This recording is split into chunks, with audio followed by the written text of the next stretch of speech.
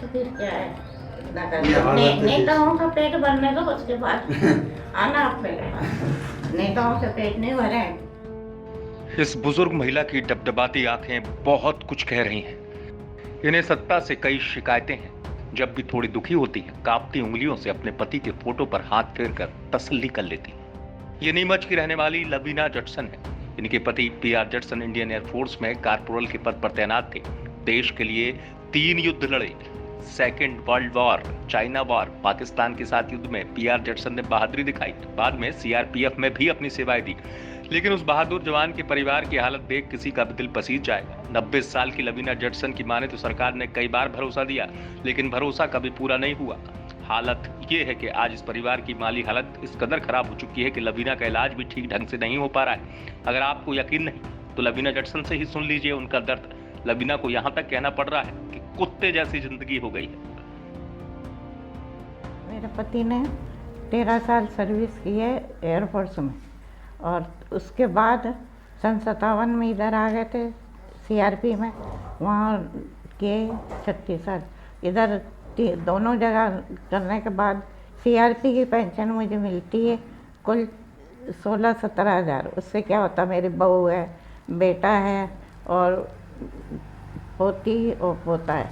इसके बाद मेरे पास ना ज़मीन है, ना मकान है, ना कुछ भी नहीं है। भिखारियों जैसी हालत कर दी है, और ना नौकरी है किसी के पास, और कोई पूछने वाला भी नहीं है।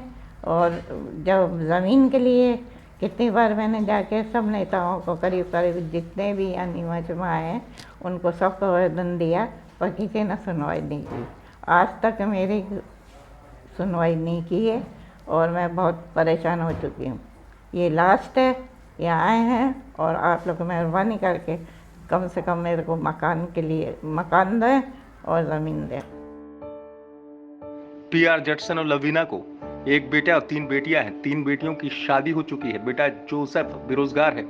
जोसेफ, उनकी पत्नी और 2 बच्चों को पूरा खर्चा लवीना की पेंशन से चलता है, लेकिन पेंशन इतनी कम है कि घर की जरूरतें पूरी नहीं होती। 2 साल कोविड की मार ने परिवार को कर्ज में डुबा दिया। जोसेफ की मां ने तो मदद के लिए दफ्तरों के चक्कर काट काट कर थक गए, लेकिन उनकी कोई नहीं सुन रहा। हर नेता, हर अधिकारी की चौखट पर उन्होंने मदद की गुहार लगाई, लेकिन कोई नतीजा नहीं निकला। वो भारतीय वायुसेना में अपने कॉर्पोरल पद पे थे, और उन्होंने 13 वर्ष सेवा दी अपने भारतीय वायुसेना में। उसके बाद रिटायर होकर वो सीआरपीएफ में रहे 23 वर्ष। उसके बाद 1985 में उनका देहांत हो गया, और तब से हमारे परिवार की स्थिति बहुत ख़राब है। हमारा भूखंड के नगर पालिका द्वारा भूखंड प्रस्ताव पास होने के बाद भी भोपाल द्वारा जो है हमको स्वीकृति नहीं मिली अभी, और अभी हम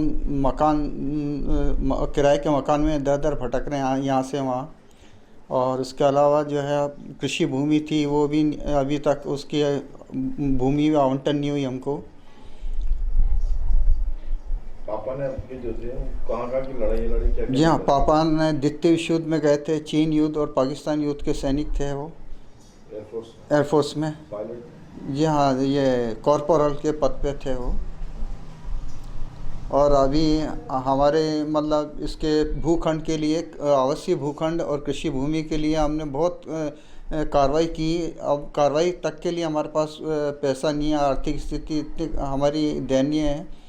और मैं एक ही बेटा हूँ परिवार में, तो मैं अगर इधर कार्रवाई करूँगा तो मैं अपनी नौकरी नहीं कर पाऊँगा। इस प्रकार की स्थिति घर में हो रही है हमारे।